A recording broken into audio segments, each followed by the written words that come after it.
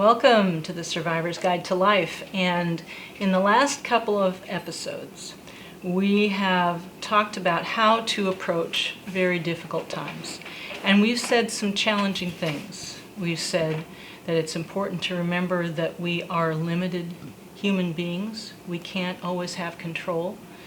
We've talked about the problem of emotion, intense emotions like anger and fear, and how they can get in the way of our perspective, or even, as we talked about in our last episode, 89, contaminate our intuition. On the other hand, we've also talked about how important it is to maintain an attitude of hope. How do you do all those things? Is a big question, and we're going to attempt to answer it today on this episode of the Survivor's Guide to Life. So, hello and welcome to the Survivor's Guide to Life on KPCA Petaluma 103.3 FM. I'm Jenny Stevenson, your host. Joining me is Dr. Peter Bernstein, or Peter as he likes to be called, who's a coach and mentor with almost 50 years of experience helping people in the field of trauma recovery. Our podcast provides practical information and skills for resilience and personal growth during challenging times. Above all, we want to inspire our listeners to find hope, courage, and strength to succeed and move forward in times of adversity. Very good. Boy. That was a new one. I pulled it on you. Really? That is good. She's getting better at this every week. The other one was getting long, and it was getting a little old. And I think we always felt when I got done saying that we had been maybe a little too, we didn't want to come across as glib. No, not for what the subjects we talk about. But I like the way you're just kind of getting better at this all the time. Hey, let's hope. So, and I just let Jenny, no matter how much preparation, I let her set the budget of and I don't mean money, but I mean the parameters of the show, and I think she does a beautiful job, particularly reiterating things that I say in a much more concise way and more focused. I love that. Anyway, I think she's doing a great job. I prepared, and I've been warned. You know, everybody that knows me and knows what's going on, they say, don't prepare so much. And I believe them, but you know what? Once I start looking at the material, the things that I've written, things that we've talked about, it stimulates me. And I start looking at it and go, I like this stuff. This is good things, and I need to be reminded just like anybody else. But once I get into it, we've written so much. You know, we probably should do another book. We have so much information that we've written, and for professional journals, for newspapers, for ourselves, really good stuff. And once I read it, I go, this is really good, and I'm interested in it again. And considering the kind of challenges we face in our work and our lives, we all need reminders. And I think that's the beauty of what we're talking about here. And it brings an element of humility, I'll tell you that, and it's needed, because we can really sound, particularly me, like I am the expert, and there'll be 50 years of experience. That's true, as of September. But honestly, you can't be the ultimate expert at something like this all the time, because to make you really good at this, you have to have empathy. You got to have life experience. It just can't be something that you get out of some training manuals and some supervised work. It's just not enough. You got to have a lot of experience for this. Well, I got a few years. Jenny's got a few years. And I can talk about these things a lot. And I can make a bridge between certain situations where we've learned so much and seeing how that really pertains today and what we see going on today. We started these podcasts long before this pandemic, this crisis that we're all facing. And look at it, it was almost prophetic, the kind of things that we talked about, what it would take to manage ourselves through this and to reap the rewards, believe it or not, of these difficult challenges. That's a hard one to convey. But yet, being in the work that we've been involved in, and the people that we've been involved in, and the difficulties, and the folks that we work with that also do it, there's so much that we have to learn about ourselves to be resilient, to be able to come back to very difficult situations and have a clear head and not let our emotions and our energies carry us away in the wrong direction. We have been trained and developed work and built it on many other people's work that will enable people to be able to diffuse these built-up emotions and effects of trauma. So we know how to do it, and we do it for ourselves. We do it for our staff. We take care of our own, and it really pays off. We don't have much turnover in our staff. No, we don't. You hear about that. Well, we don't. In fact, during this time, we've actually hired more people. It's not just because we have many more clients. It's just that we could see that we could use it, and we want to train more people, and it could make our life a little easier during some very difficult times and difficult work. So I think we do know what it takes, and yet we have to go through the same emotional burdens as anybody else. And that's the key, is that life keeps us pretty humble too. So we can go from helping you and sounding like we really know what we're talking about. And the truth is, we may, and we do. But you got to keep this other element in this too, that other people can come alongside us too at times that we need that. And our staffing and our institute, that's what we do. And it's very important. It's not always painless either. And we are in the kind of work that we call an extraordinary reality. First responders, doctors, nurses, counselors, people that work in trauma recovery, live in a different world than most people. And we've done it either by choice, or we've done it because family members, loved ones, people we cared about, needed our help. And all of a sudden you had the choice of either running away and not dealing with it, not helping anybody, or facing it and coming to grips with it. And we've chosen, and the people that work with us, and we know many all over the country, I'll be honest with you, aren't runners. They're the people that engage with trauma recovery, deal with death and dying and sickness. And I know some marvelous people. I talked to one today, in fact, from Florida, and Michael. And we're going to have him as a guest. We're going to do a Zoom interview with him. And he works for a hospice wonderful guy, a lot like us. And when I talked to him, he told him what we're doing, and he's so taken by what we do. He's done research on us before he even met me. And he says, I know what you do, and he was honored. Well, I'm honored to have him because he's quite a guy, and he really has a heart. He's got good sense about him. He knows when situations are bad, and I don't mean death and dying, but where he's with people that really just suck the good energy from us, and he knows you can't afford to do that when we have to put our energies into more important things. He's a pretty down-to-earth guy, and a lovely guy, and we're going to have him on soon. Yeah. I look forward to it. We had a wonderful call, but he knew exactly about the extraordinary realities. He doesn't call it that, but he's in the midst of it and has been that's his career. Well, what we discover is that's not for everybody, and most people would take a look at this and understandably and go, this is not for me. These people, this situation, if I have a choice, I'm out of here. Because it's the more difficult conditions of life that we are either called to do or choose to be involved in that are very, very hard on people, and yet it's part of life, and we know that, and so we learn through it and we grow from it. But now we're seeing that our whole society has been set up to be distracted and to keep people away from dealing with and facing the harder things and more serious things in life. I can understand that. I need some of that. I can't deny it for self-care.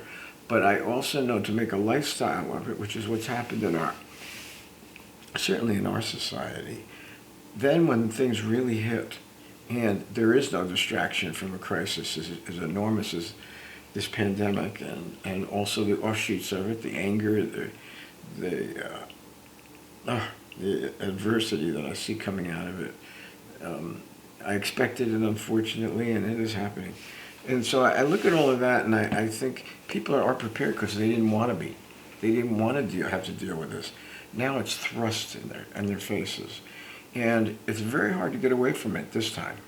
So for most of the folks that have chosen not to have any part of this sickness, death, dying, facing that kind of anxiety, which is really based on a fear of dying and death, this is a hard time, and it's on a mass level.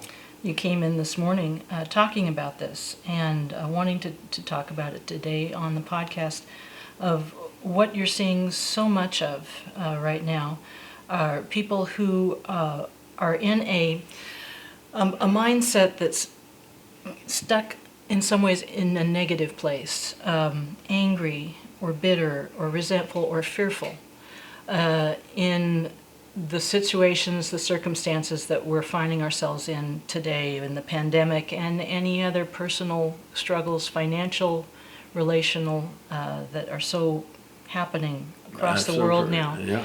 And what you wanted to go with today was this challenge of converting a negative mindset to a more positive one. How do we, if we're feeling angry, resentful, how can we make a shift to, as you said at the very beginning of the podcast, to having some empathy, having some compassion?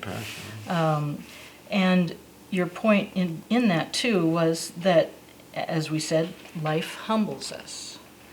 And then if we can learn from that, we can come alongside others and help them. And then they, in turn, could come alongside and help us. Mm-hmm. So I think the question that we were going to really try to dig into today is, if you find yourself in a negative mindset, first, what's the first step? And I think you usually say it's becoming aware. Yep. Not aware of other people, aware of what you're feeling and what you're going through. And that really is the first step in a process of self-discovery. And right now we're talking about self-discovery as being a survival tool. It's so important. We know, because of the work we're in and the people we know who are in this kind of work, they have to do that, or they're going to burn out and they're going to leave the field.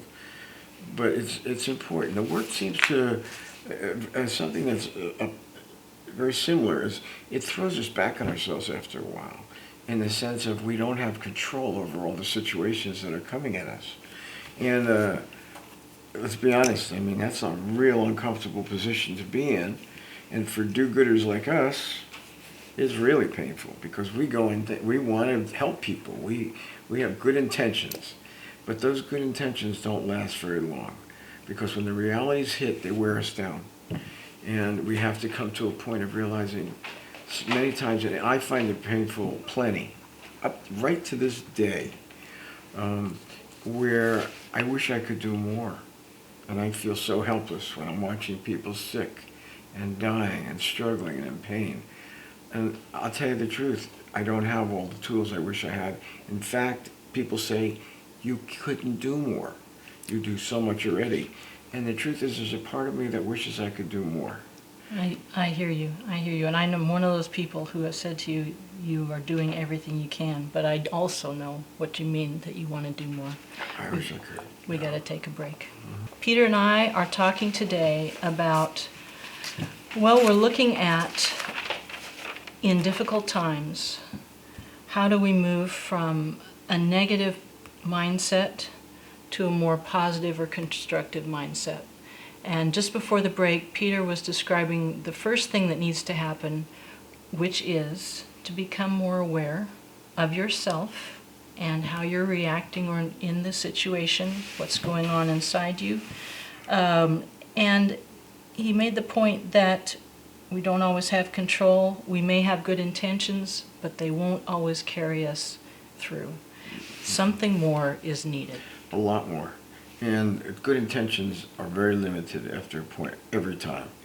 I love people, and I can respect what they want to do in a good way. But when it's coming from good intentions, and it doesn't have a lot to back it up, it usually goes haywire, goes down the wrong track. But that's not the main point. I think, to me, the main thing today is to look at what's happening now. Start there, Sure. practically. Let's do Now, that. we've seen mechanisms like this before, and the life we live, the people we deal with, we know what can happen. We know how, after a while, you do reach a point of frustration and anger. If you've got a history, and most caregivers of different kinds have histories.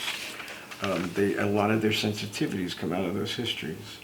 So we know that, but if it's a history that has, betrayals, abandonment, abuse, trauma to it, it will eventually turn to anger. Those are some of the psychological components of anger. But you got to look at that and you got to go, well, okay, we hear you, but that's the way we feel.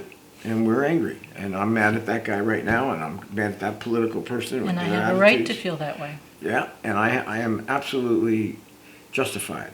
Mm-hmm. And the truth of the matter is, no, they're not. None of us are. Not when you start taking it out on your fellow man. And we're seeing an epidemic of that happening. And I think it's actually getting worse. Mm-hmm. So, no, that's not the way it should go. And they're very rarely, unless you're being abused and unless your life is threatened, no, you don't have a right to start going at other people with anger and abuse and attacks. No, absolutely not. But there are people that don't know that, and there's many of them, obviously, these days, that just indulge it and that let it take them over.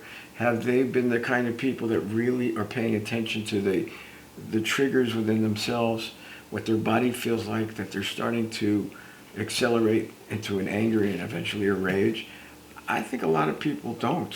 And nor do I think they even care. I think they're, what we talked about in our last episode, 89, they're having that contaminated intuition, that their emotions are overriding their ability to see what the situation in front of them needs from them. Well, you know what, we've heard so much lately about trust yourself and trust your own intuitions and your own readings on things. Oh, really? Ideally, absolutely. That's not what we're seeing. We're seeing people that have very contaminated and damaged intuition. And we've seen it literally, where people have come to us and somebody says that, and they misinterpret the whole thing, and their intuition is telling them, well, he's doing this to me and that, and we're sitting there and nobody's doing anything to them. And what we're realizing is, well, somebody did something to them at some point. It's been triggered. Their intuition is contaminated and bruised or wounded, and they believe somebody's doing it to them right now. Mm-hmm. And we're seeing those people, and we've seen some of them, they really believe they have really good intuition. And we look at it and go, they have the opposite. And then they react off of their misread intuition, and they're off on an angry, abusive tangent. We've seen a lot of that. It's happening on a big scale these days. So we're looking at that and we're going, you know what? We got to take people to kind of step back and take a look at themselves, and take a look at what led up to this. What did they miss, and what was their body telling them before they really got to the point of being very out of control with anger and rage and attacking? They didn't pay attention to their bodies. They don't know what their bodies are telling them. Our bodies tell us soon enough what's starting to build in us, and we gotta know ourselves. Even if and most of us carry wounds and damage of one sort or another, we have to at least be aware of who we are and the effects of those things on us and what they've done, what impact it's had on us. That gives us a baseline of who we are. And that's very, very important to know ourselves that way. We also see our limitations. We see our wounds and our damage and our scars and our histories.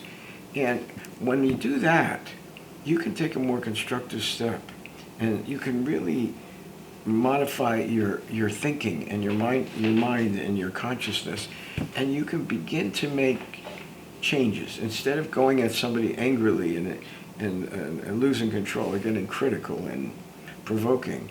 You can take a look at these things and go, wait a minute, where am I coming from? What's this really about? Is this anger really about what's happening now? Now, for a person to do that, they have to come back and be a little bit more, truthfully, humble. The other thing you've mentioned is that it takes, in some ways, some personal integrity to be willing to really kind of look at yourself and be a little more honest. I think a lot more honest, and I think the word, we call it integrity for sure, and being honest with yourself. And when we are, and all of us too, when we're working with difficult situations and crises, it will throw us back on ourselves, and we'll discover our own humanity again. What does that mean? Our own limitations, our own wounds, our own vulnerabilities, our own pain. And all of a sudden, things begin to take on a different, you see things a little bit differently, more honestly. And the first thing to do is to kind of own that.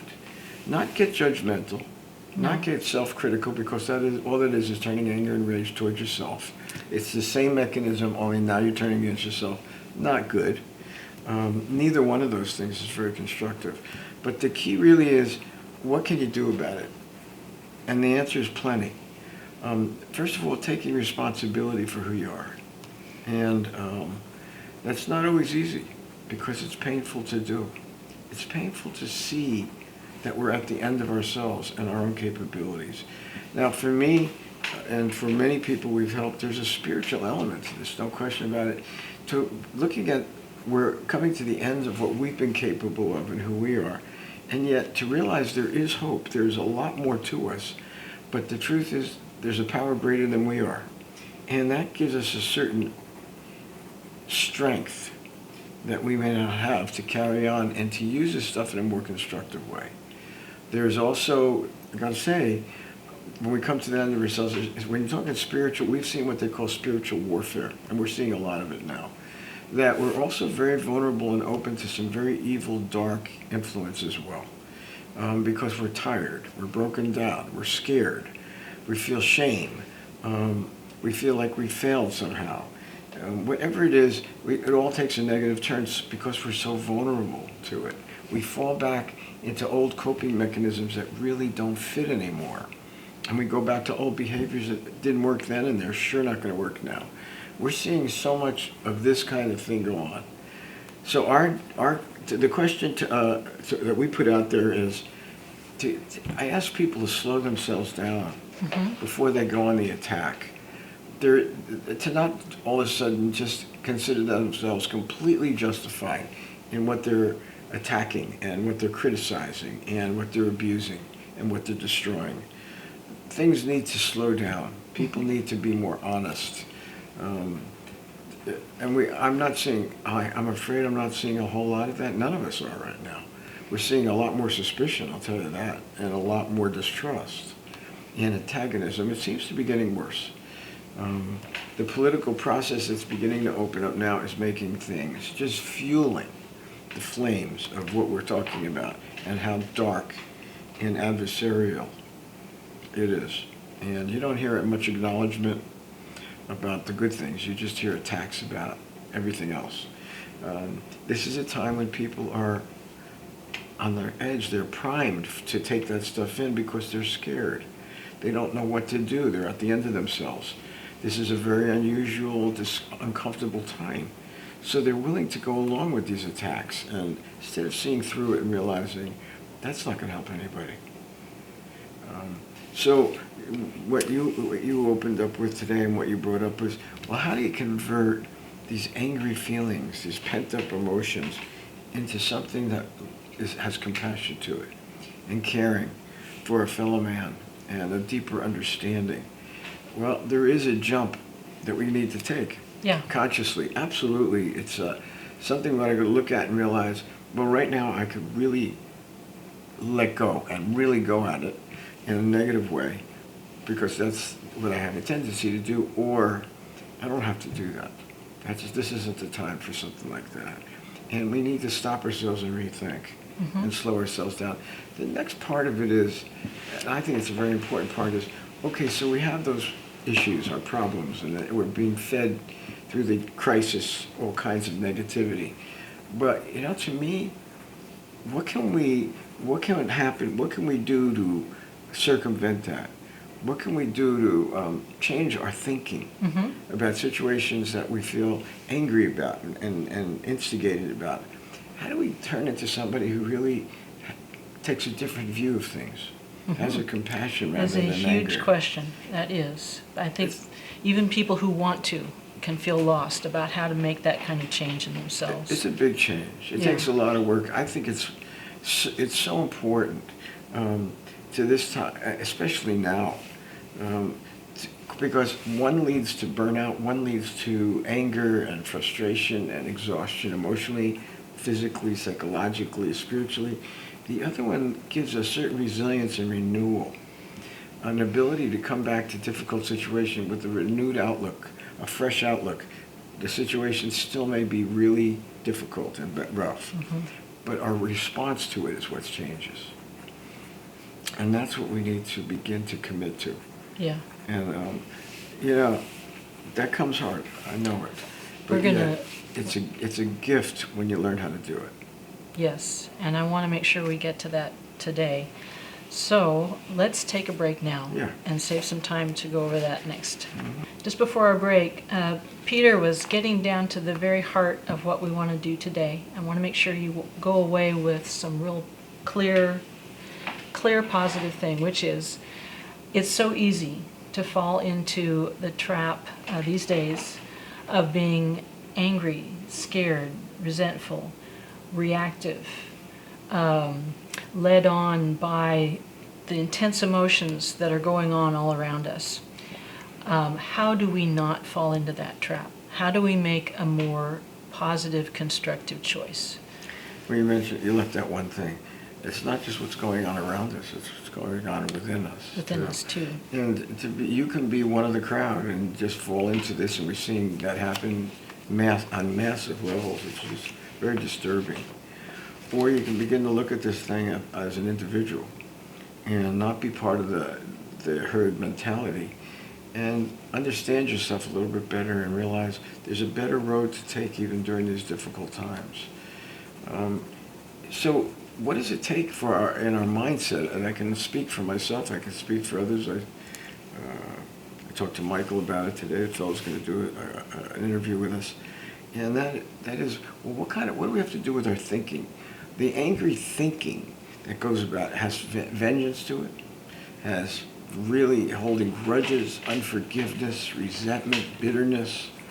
And I was telling Michael today, with the kind of work that we do, and he's on the front lines too, dealing with elderly death and dying, we got to preserve our energies.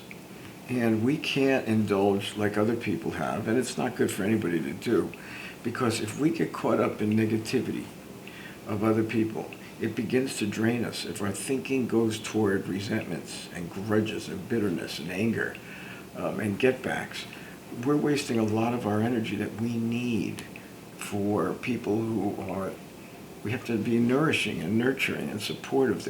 There's death, there's dying, there's aging, there's sickness. People who are on the front lines, we got to preserve ourselves and our juice. I want to say this because I want to make sure everybody got this. This is so important. How many of us put up with or get into little things, big things in our life, and we just dwell on them, and we think, I'm so upset about this, I wish this were going differently. And then when something comes along, someone needs our attention, maybe it's our child, maybe it's our someone we're caring for, and they need us to be compassionate and giving, and we're already burned out. Not the typical, I'm not talking typical burned out, but our reserves are so low, we can't respond because we've wasted our energy. Oh, that's right. And I know we've all done that plenty, and I have too, plenty. But when you're really on the front lines and your life is challenged by true difficulties, real life difficult conditions, you become more acutely aware of what a waste to go down these negative roads of discouragement, despair, and anger, and get-backs. That's a waste.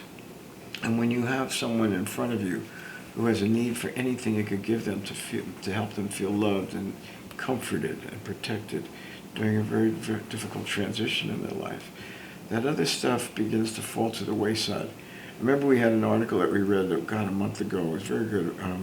A theological professor from Duke wrote a paper, and he talked about Ars Moriendi, which was principles of the Middle Ages. It's the art of dying. And it talked about what people learned and how to handle it with these long dying processes, not the quick death, and there was so much to be learned. In the article, he really emphasized how important life becomes, and that the things that people waste them time and energy on just fall to the wayside when you're dealing with things that are more important, and these other things just aren't very important anymore. And he was right. And he wrote a beautiful article, even though he was an intellectual theologian. Well, it turned out that he's taking care of his dying wife, and he's a younger man, and she's a younger woman. And what he talked about was how that experience has brought them to a point of really paying attention to what matters in life, living a more authentic, truthful, good life with whatever you got left, and that there'd be plenty of love in it and caring. Now, to me, I know, because I'm living that way now too, and I always thought I was a pretty honest guy and had a lot of authenticity and truthfulness, but I got distracted by anger and bitterness and things like that. Now I don't even have the time. And one of the interesting things is it doesn't have to be just for the people. If we've had trauma in our past, it could just be in our mind. It can be in our bodies. And all of a sudden our mind is going to triggered into angry, bitter memories. And I find for myself, and I've asked other people to learn how to do this too, I don't even let my mind do it. I stop it right there and go, don't go there. What a waste. You could feel justified all day long about holding grudges against this person for what they've done, and it would be, their behaviors did provoke, and they were terrible, and they still are. But is it worth it for me to put my energies even to thinking about that when I have more important things to deal with? That's kind of what needs to begin to happen, and it is taking responsibility. And we all need to learn to do that. During these times, we've always talked on a smaller scale, not anymore. No. This is a massive lesson, a lesson for the masses. I hope people are going to learn about this so they can do that. It's a jump in consciousness to something so much better. It's definitely a spiritual change, no question, a personal, psychological, emotional. It's also really important for our health. And that's what people need to understand too. Can people make themselves sick by going down that negative road? And the answer is yes.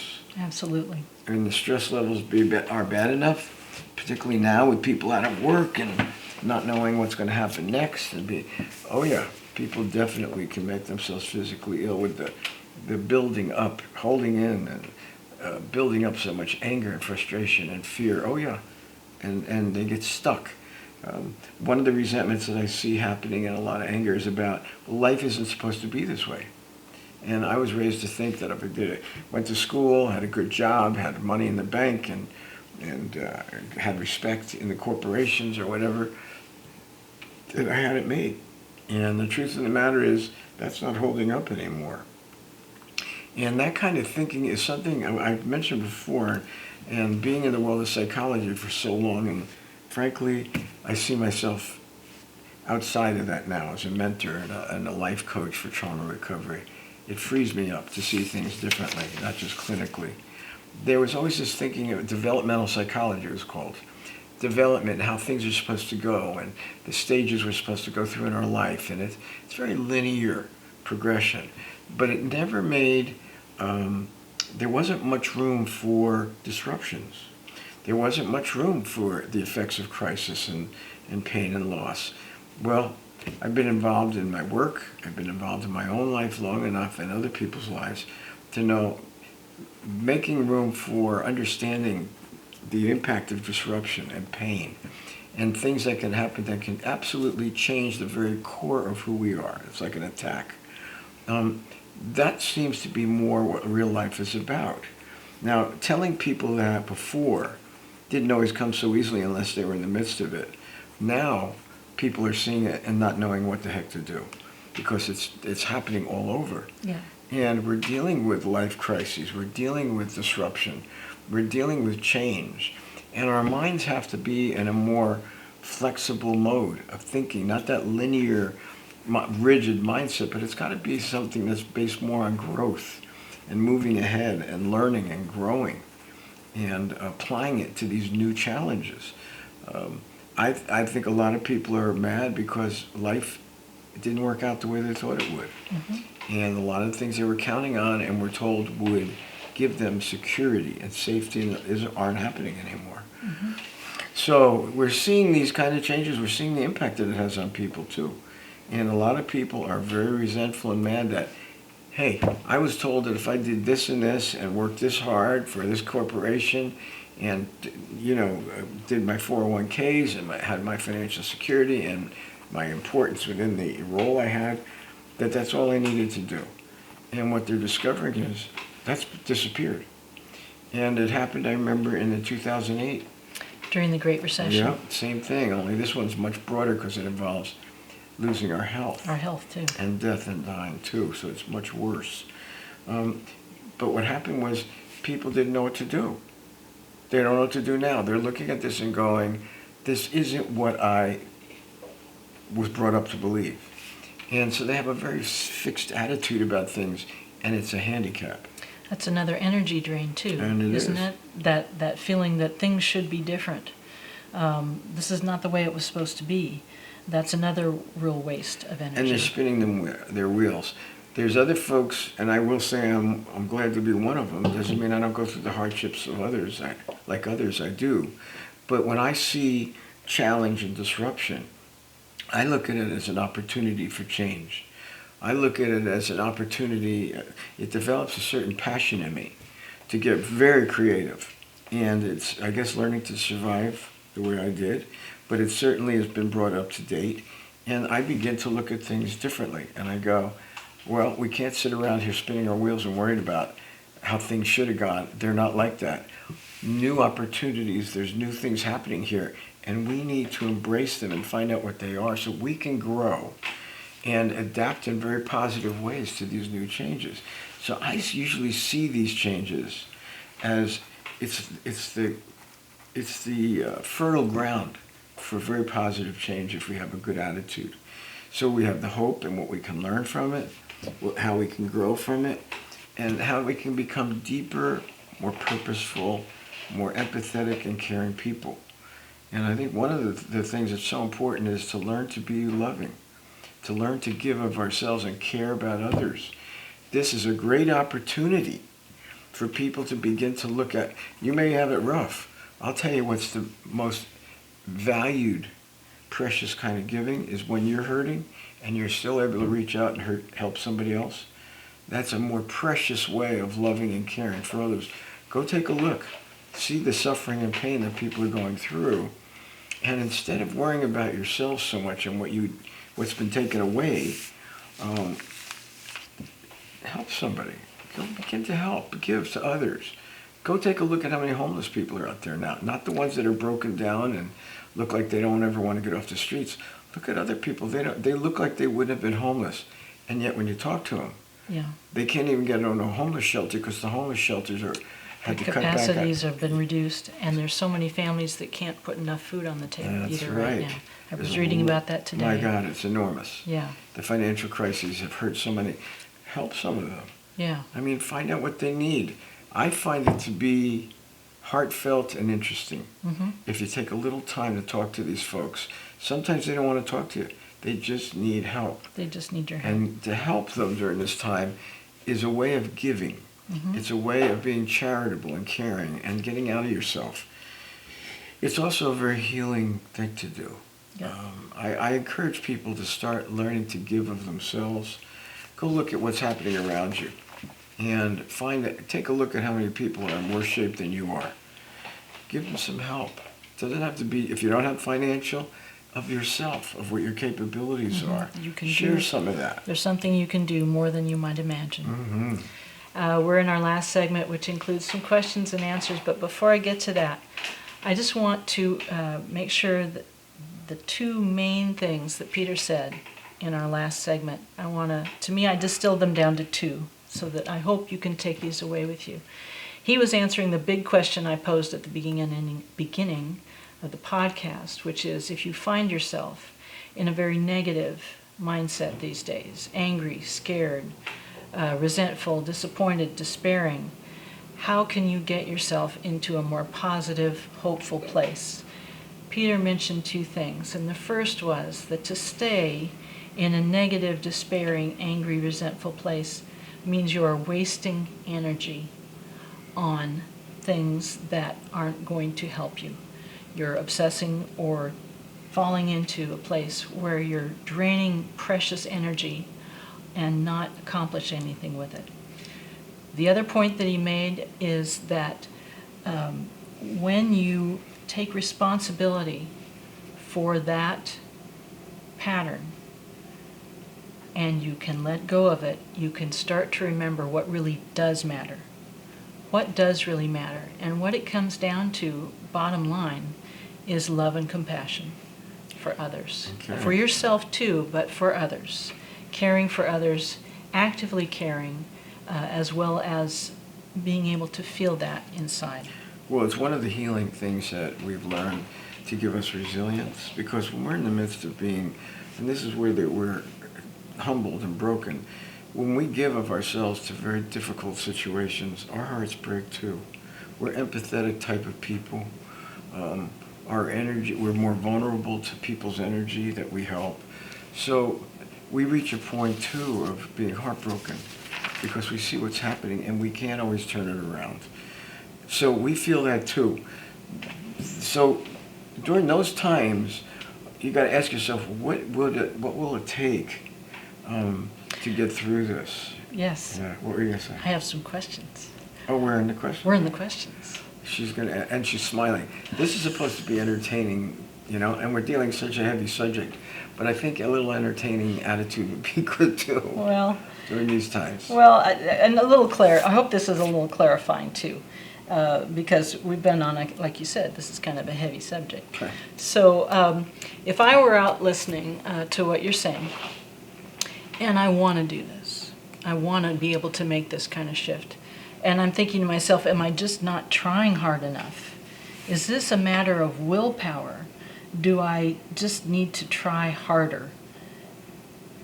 What would someone feeling that way, what would they be missing? Are they missing something? Well, you're assuming that they are missing something, and it could be. When people start putting a lot of pressure on themselves, and they're dealing with being emotionally exhausted, depleted, frustrated, angry, there's a lot of times they can become super critical, blaming others for what's happening, and also blaming themselves and getting very hard on themselves. That's just another form of rage and anger that's self-abusive and negative against ourselves. That's not the kind of constructive responsibility we're talking about. Do I know people do it? I've done it. We've all done it. But it doesn't help. We're not talking about that kind of self-reflection and change of thought thinking. First part is a little self-care would help there. When somebody reaches that point, they are just up to here with emotional burdens and responsibilities and pain. That's a hard time to turn anything around, I'll be honest with you. Yeah. The first thing you got to do is take care of yourself. And that you got to give yourself permission to know, number one, it's not selfish. It's called self-care. And during these times, one of the ways of surviving and being resilient is understanding the need for self-care. It's an ongoing challenge when you're in the work that we're in, or the part of life we're in, and the part of life that a lot of people are in these days. We got to learn that we've got to take some time out for ourselves, and we got to replenish. We've also got to diffuse and decompress the buildup of pent-up emotion that we've been carrying. We have skills and abilities on decompressing that, and it really does have to do with how much the body, which we call a reservoir of all this pain and trauma, is carrying. How much pain are we in? I saw a very cute, I like Yellowstone. Yes. It's one of my favorites. Yes. But one of the episodes, it was last night actually, what was it? What's his name? You're further ahead than I I am. know. I Yeah, can't. yeah. Kevin Costner. No, it's not him. It's the young son that's taking over management. Jamie. Huh? Casey. Casey. And his wife. Monica. And it was a Native American. Don't volunteer to find someone who was murdering and raping Indian women. Anyway, she put herself in a position that she was very well monitored and protected, but she put herself in a position that was very scary. Eventually, they killed the guy and she was the victim. And even though she wasn't truly hurt, I mean, just to be in that presence was very painful. And she did a good job, and the commissioner, the Indian commissioner, was very happy and grateful for her. But I remember afterwards she was talking to her husband, and she had awakened a couple of days, and she said, "My body hurts so much. I am in so much pain." And she had all these things that she wanted to do: be a good mother. She wanted to go to parent-child meetings, whatever. And Casey looked at her and he said, and he's a guy who's been involved in lots of bad stuff and painful stuff. Mm-hmm. And he says, "Yeah, I know what that feels like. I know when you've been in painful situations. I hurt like that plenty of times." Anyway, he tried to convince her that she needed to slow down and take care of herself, mm-hmm. and to let go of some of these official kinds of things that she wanted to do as a mother and in the community. And since she was in so much pain, the first thing she needed to do was slow down and rest, because she'd been through a trauma. And he was right. That we would have said the next part of it after that is to find somebody to help her decompress the trauma and the emotional energy and emotion and psychology, and to help her with trauma recovery. She was traumatized. Her body was carrying the pain of that. I hear that. Yeah. So what people need to do, first of all, is, number one, not to be hard on themselves, but the other thing is to take responsibility without being hard on themselves and critical, right, for what their body's telling them and the pain that they're in. And take care of that first. That's self-care. Then you'll be able to take care of others better. Okay, good. That is good, right to the point. Let me follow that up with another one that's somewhat similar, and so probably won't need as long an answer for this one. What about someone who feels that they can't get hold of inside them the desire to care about anyone? And in fact, what they hear when we're talking about this is they almost feel ashamed. They're saying, "What's wrong with me that I don't feel any desire to find out how to be loving and compassionate?" Well, that is kind of it's along the same lines, I know. It is, and you and I can attest to, we've all felt that way at times. We had a lot more practice in getting through that, though. You hit that point. It's a despair, it's a hopelessness, it's a discouragement. It is a form of emotional exhaustion and psychological exhaustion and spiritual depletion. There's a name for it. I know the military uses it, and it's called moral injury. We call it bankruptcy of the soul. When people have been through such hard times that questions like that begin to come up, and I mean the intensity behind it is really... It's real, yeah. It's real. Yeah. So, yeah, that can happen. And there is usually a lot of rage in that one, shame and frustration, all of that. It's all part of that cycle of anger. First thing is you got to do some self-care here, not to take it out on other people and keep blaming everybody else. To take a look at what you're doing to yourself and to others to reach that kind of hopeless despair and discouragement and fearfulness is what's really. Mm-hmm. You've got to be able to realize you're going to need some help and support. Yeah. And you're going to need the kind of help we give at our institute is we call it trauma recovery. It doesn't have to be psychotherapy, but they do need to realize they're going to have to get some help in getting rid of that so they can begin to come back in a more refreshed state, mm-hmm. which is definitely possible. It is possible. But you got to go through it enough times to realize that. Yeah. Because we all hit that now with the kind of work we do. It's kind of part of the cycle, but we've been through it so many times we know, okay, so we need a good cry, or we need to let out some of this anger and frustration that's in us. How many times do we go back to very difficult situations with a new ability to be responsive, to be caring and not reactive. For me, it's thousands of times. We can find it within us. And that's why I can be doing this for 50 years and still feel very passionate. And you've been doing it a long time too, and many people that work for this and for us, same way. But we know that you can come back and get back on your feet. Yeah. Once you do it and get some help with it, you'll realize it's not hopeless, and you will begin to care about others again. But at that point, you better take care of yourself first. Yeah. I want to leave time for the last question because I want to leave people with, we always want to leave people with more hope. And my last question is, what will people miss? What will they miss out on if they allow themselves to really just stay into old pain, old anger, old resentments? What will they miss by not moving past that out into the world of caring for other people? Well, that's a good question. It's a thoughtful question. They're going to miss a lot. And they're going to miss they're going to not feel the love of their fellow man, I'll tell you that. They're not going to see things very positively anymore or hopeful.